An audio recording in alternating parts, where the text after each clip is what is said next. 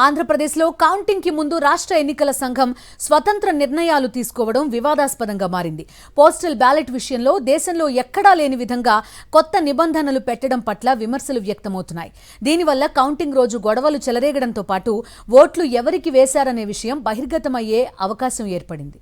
ఏపీలో కూటమి ఏర్పడినప్పటి నుంచి ఎన్నికల సంఘం తీరుపై తీవ్రస్థాయిలో విమర్శలు వెల్లువెత్తాయి.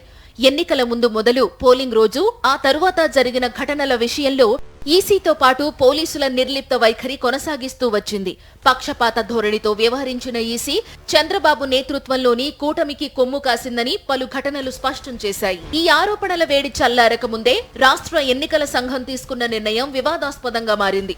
పోస్టల్ బ్యాలెట్ ఓట్ల లెక్కింపునకు సంబంధించి ఇటీవల కేంద్ర ఎన్నికల సంఘం కీలక సూచనలు చేసింది.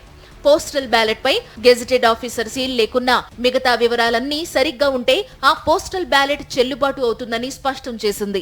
అయితే పోస్టల్ బ్యాలెట్ల విషయంలో ఎన్నికల సంఘం ఏపీ అధికారులు తాజాగా మరో ఉత్తర్వు జారీ చేశారు. టీడీపీ ఇచ్చిన వినతి పత్రాన్ని పరిగణనలోకి తీసుకున్న సీఈఓ ముఖేష్ కుమార్ మీనా ఆగమేఘాల మీద సర్క్యులర్ జారీ చేశారు. గెజిటెడ్ ఆఫీసర్ స్టాంపుతో పాటు ఇతర వివరాలు లేకపోయినా ఆ ఓటును ఆమోదించవచ్చని ఆ ఉత్తర్వుల్లో పేర్కొన్నారు.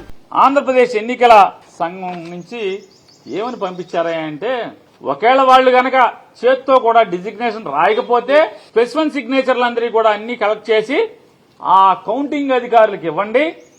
ఆ కౌంటింగ్ అధికారులు ఇచ్చిన చోట ఒకవేళ వాళ్ళు స్టాంప్ వేయకపోయినా చేత్తో రాయకపోయినా ఆ స్పెసిఫిక్ సిగ్నేచర్ చెక్ చేసుకోవచ్చు అని చెప్పి నేను ఇచ్చారు.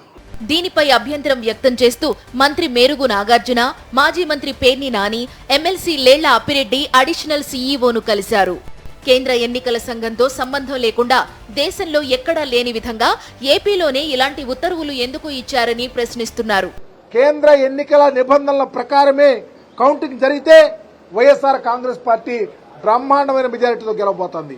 ఆ భయం చంద్రబాబు నాయుడుకు ఉంది కాబట్టే ఈ కుట్రలు కుతంత్రాలు చేస్తా ఉన్నారు.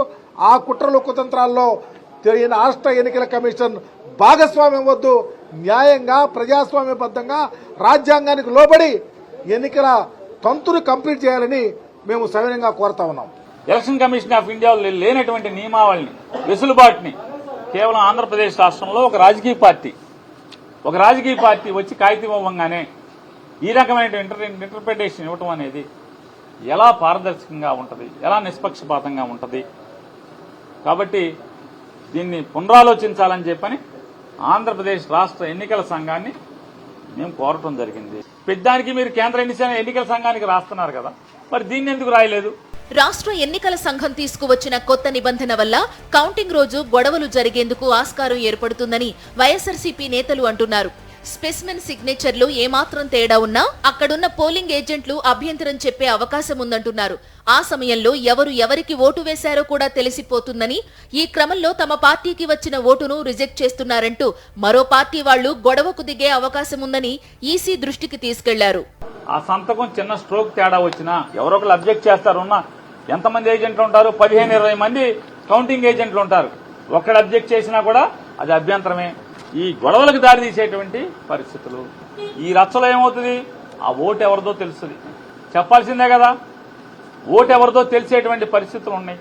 రెండవది, సీక్రెసీ అనేది మనకి రాజ్యాంగం చెప్పి ఎలక్షన్ కమిషన్ ఆఫ్ ఇండియా చెప్పినటువంటి సీక్రెసీ అనేది పోతుంది.